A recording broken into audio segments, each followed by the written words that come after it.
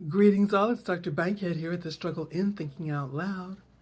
And I want to pick up from the last video when I was speaking on authenticity. Authenticity is being true to yourself.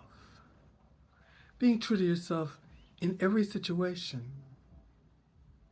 Sometimes it may seem uncomfortable to be authentic, especially in a world of seeming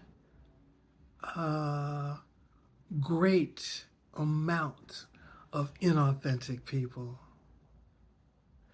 So naturally, if you choose to be authentic in the midst of the majority who are inauthentic, you're asking for the spotlight to be on you.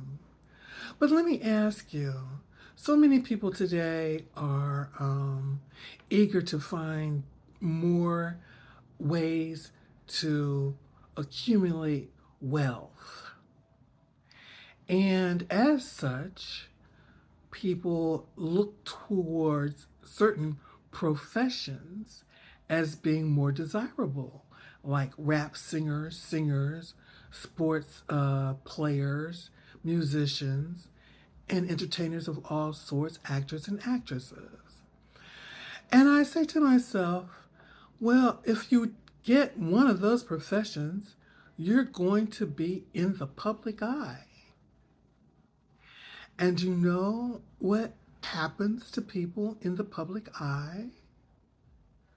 Their every action is scrutinized on some level. You have old friends that are jealous, and maybe some that might try to conceive of a way they can blackmail you so they can get some of your money. And then, of course, there are your family members who have a certain expectation that with your newfound wealth, you're going to bless them in some way. Not to mention the acquaintances that you had that suddenly want to be your BFF.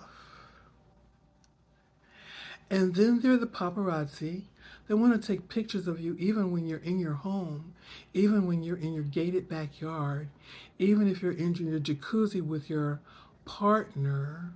They want to have videos and photographs of you all throughout your day. And then people, generally, the average person, shall we say, the average person wants to protect their phone with their passwords, their passcodes. They want to protect their text messages and certain videos even, and certain pictures that they may have taken. But if you're in the public eye, anybody and anyone who can may be trying to tap into your many different devices and get those very personal pictures that you have in your devices, get those very personal text messages that you have in your devices, and etc., etc., etc.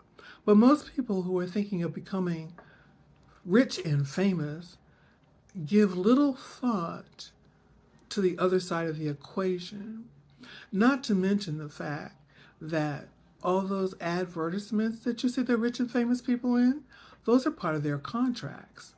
And whether they actually enjoy those products, they're still hawking them because that's part of their contracts. And if you've ever gotten prepared for a fancy dinner, you know that's pretty much an all-day activity. You're in the salon, well, for the women anyway.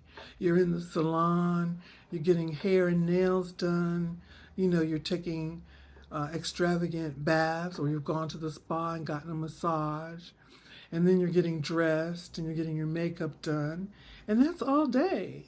That's an all day thing. And it's not like you can wake up and say, I don't feel like going to the ball's annual party this year. I'd rather stay home and do Netflix and chill, because going to the boss annual event is part of your contract.